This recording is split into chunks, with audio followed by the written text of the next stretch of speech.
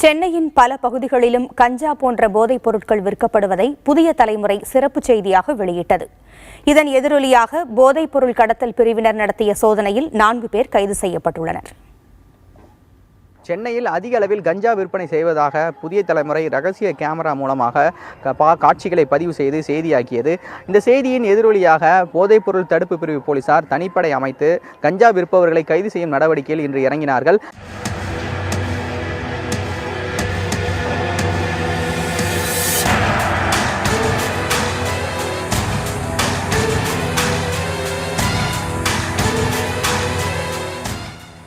சென்னையில் போதைப் பொருட்கள் விற்பனையில் ஈடுபடுவோரை பிடிக்க போதைப்பொருள் கடத்தல் தடுப்பு பிரிவு சார்பில் 8 தனிப்படைகள் அமைக்கப்பட்டுள்ளன.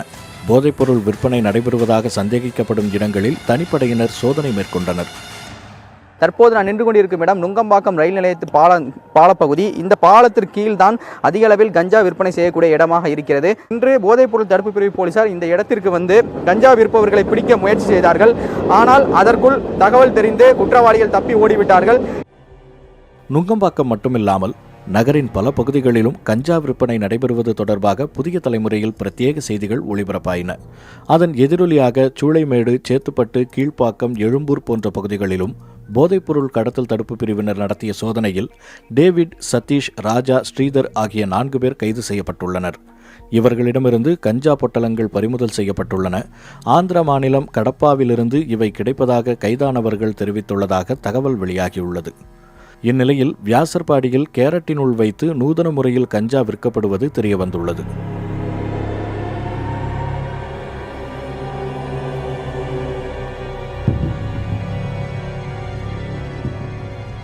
கீழ்கல்யாணபுரம், சத்தியமூர்த்தி நகர் உள்ளிட்ட இடங்களில் இப்படி கேரட்டினுள் வைத்து கஞ்சா விற்கப்படுவது தெரியவந்துள்ளது.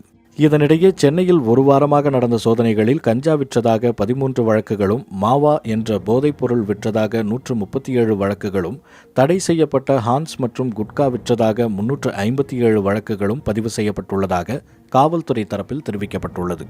அதேவேளையில் போதைப்பொருள் கடத்தல் தடுப்பு பிரிவு போலீசார் சென்னையின் பல்வேறு பகுதிகளிலும் கண்காணிப்பை தீவிரப்படுத்தியுள்ளனர். சென்னையில் கஞ்சா விற்பவர்களை கண்டுபிடிப்பதற்காக போதைப் பொருள் கடத்தல் தடுப்பு பிரிவு போலீசார் 8 தனிப்படைகளை அமைத்திருக்கிறார்கள். அந்த 8 தனிப்படைகளும் பல்வேறு பகுதிகளில் கண்காணிப்பு பணியில் தீவிரமாக ஈடுபட்டு கொண்டிருக்கிறார்கள். கஞ்சா விற்பவர்கள் மீது கடும் நடவடிக்கை எடுக்கப்படும் என்று போதைப் பொருள் கடத்தல் தடுப்பு பிரிவு போலீசார் தெரிவித்திருக்கிறார்கள்.